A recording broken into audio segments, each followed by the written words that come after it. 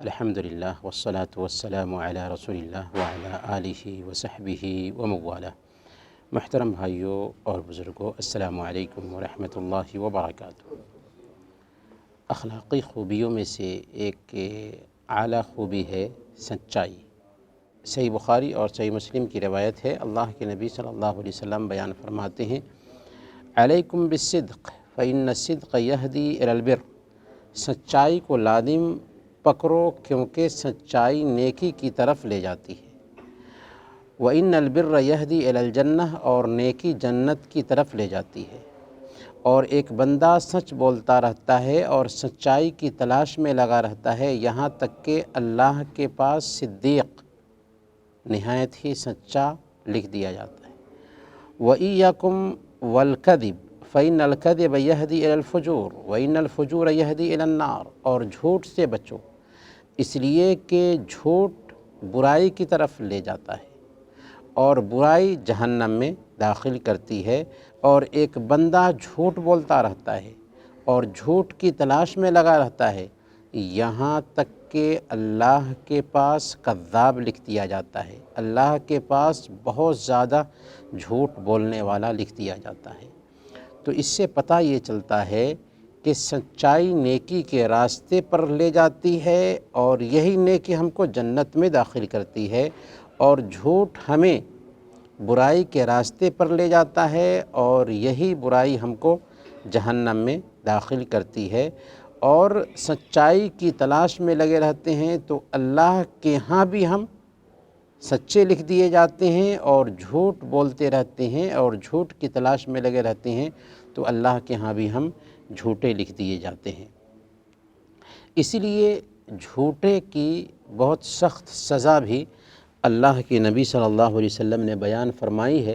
چنانچہ صحیح بخاری اور صحیح مسلم کی روایت ہے، حضرت جابر بن سمرہ رضی اللہ تعالیٰ عنہ کی ایک لمبی حدیث میں آتا ہے کہ اللہ کے نبی صلی اللہ علیہ وسلم بیان فرماتے ہیں کہ میرے پاس دو لوگ آئے اور مجھے اٹھایا اور کہا کہ ہمارے ساتھ چلیں، چنانچہ میں ان کے ساتھ چلا۔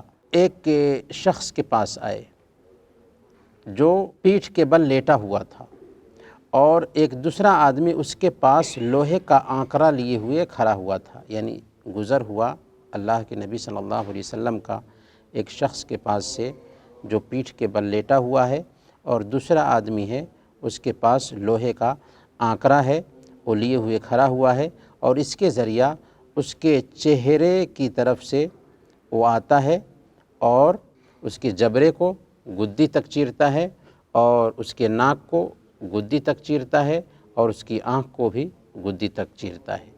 پھر اس حصے سے دوسرے حصے کی طرف جاتا ہے تو پہلا حصہ ٹھیک ہو چکا ہوتا ہے، اور پھر دوسرے حصے میں بھی جبڑے کو گدی تک چیرتا ہے، ناک کو گدی تک چیرتا ہے، اور آنکھ کو بھی گدی تک چیرتا ہے۔ جبریل سے پوچھا گیا کہ یہ کون لوگ ہیں؟ تو جبریل نے کہا کہ یہ وہ شخص ہے جو صبح اپنے گھر سے نکلتا اور جھوٹی خبر بناتا تھا یہاں تک کہ دنیا میں پھیل جاتی تھی۔ آج دیکھیں دنیا میں جھوٹ پر ہی حکومتیں چلتی ہیں، جھوٹ پر ہی سیاست چلتی ہے، اور جھوٹ پر ہی دنیا کا کاروبار چل رہا ہے، حالانکہ ایک مسلمان کو سچائی کا عادی ہونا چاہیے۔ سچائی کی برکت کیا ہے؟ سچائی سے ہمیں کیا فائدہ ہوتا ہے؟ سب سے پہلے دل کا اطمینان حاصل ہوتا ہے۔ اللہ کے نبی صلی اللہ علیہ وسلم بیان فرماتے ہیں، الصدق طمانین، کہ سچائی سے سکون حاصل ہوتا ہے اور جھوٹ دل میں کھٹک پیدا کرتا ہے۔ دوسرا فائدہ یہ ہے کہ سچائی میں برکت ہے، اللہ تعالیٰ سچ بولنے میں برکت عطا فرماتا ہے۔ اسی لیے صحیح بخاری اور صحیح مسلم کی حدیث ہے، اللہ کے نبی صلی اللہ علیہ وسلم بیان فرماتے ہیں، البیعان بالخیار، دو خریدنے اور بیچنے والے کو اختیار ہوتا ہے، ما لم یتفرقا، جب تک کہ دونوں جدا نہ ہو جائیں، فإن صدقا وبینا بورک لہما فی بیعہما، اگر وہ سچ بولتے ہیں کاروبار میں، خرید و فروخت میں، اور اگر عیب ہے تو عیب کو بیان کر دیتے ہیں، کلیئرٹی ہے ان کے کاروبار میں، تو بورک لہما فی بیعہما، تو ان کی خرید و فروخت میں برکت رکھ دی جاتی ہے۔ وَإِنْ كَذَبَ وَكَتَمَ مُحِقَ بَرَكَةُ بَيْعِهِمَا، اور اگر وہ جھوٹ بولتے ہیں اور عیب کو چھپا لیتے ہیں تو ان کے کاروبار کی برکت جاتی رہتی ہے۔ تو اس سے پتہ یہ چلا کہ اگر ایک انسان جھوٹ بول کر کے کوئی سامان بیچتا ہے تو ظاہر میں تو سامان بک جاتا ہے لیکن سامان کی برکت جاتی رہتی ہے۔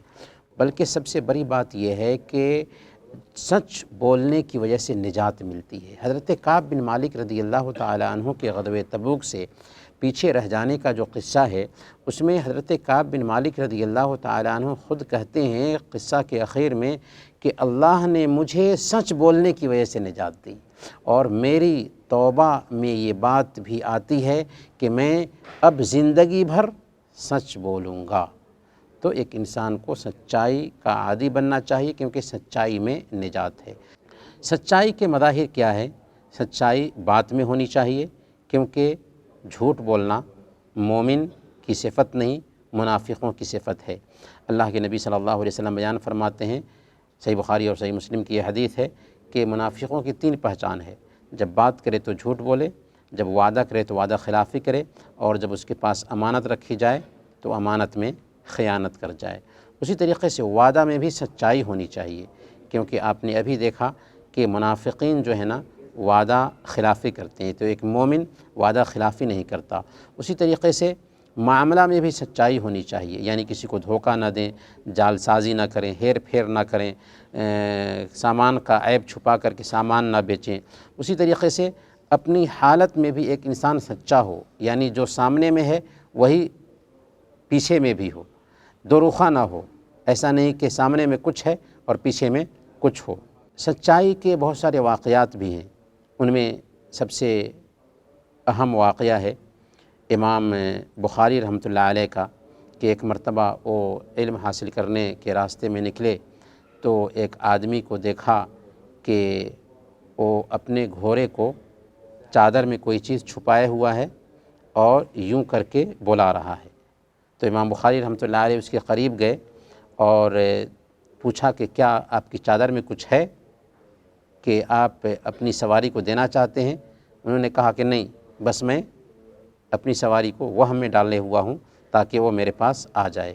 تو امام بخاری رحمۃ اللہ علیہ وہیں سے لوٹ کر کے آ گئے اور اس سے حدیث نہیں لیا اور کہا کہ یہ اپنی سواری کو دھوکہ میں ڈال سکتا ہے تو ہو سکتا ہے مجھے بھی دھوکہ میں ڈال دے۔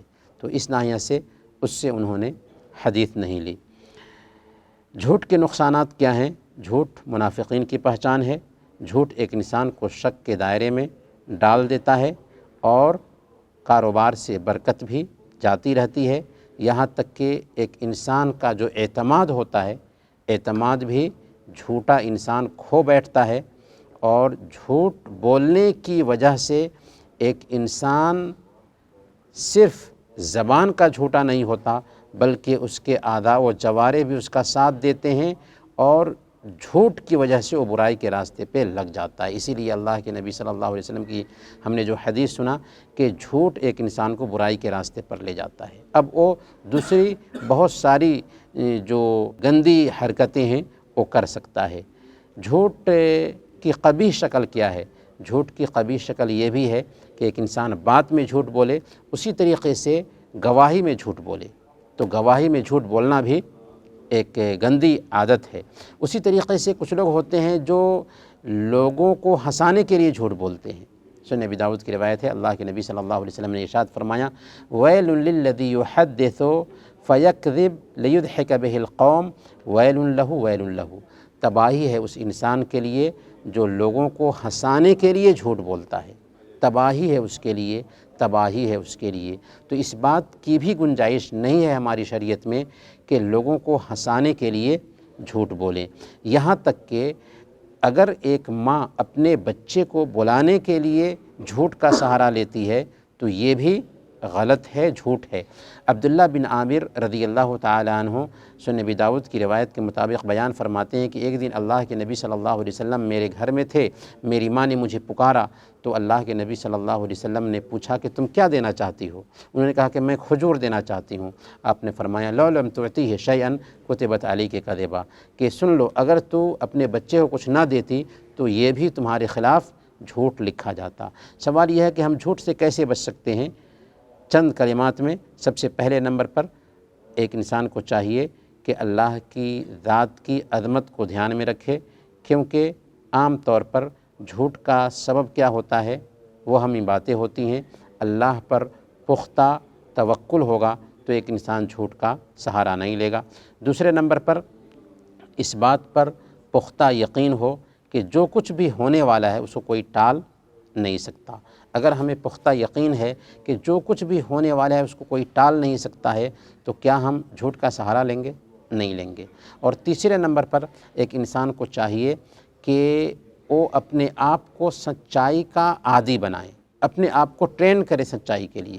جب ایک انسان اپنے آپ کو ٹرین کرتا ہے سچائی کے لیے تو خود بخود اس کے اندر سچائی آئے گی، کیونکہ اللہ فرماتا ہے والذین جاہدوا فینا لنہدینہم سبلنا، جو لوگ ہمارے راستے میں کوشش کرتے ہیں ہم ان کو راستہ دکھاتے ہیں۔ تو کوشش کریں گے تو سچائی کے خود بخود عادی بن جائیں گے۔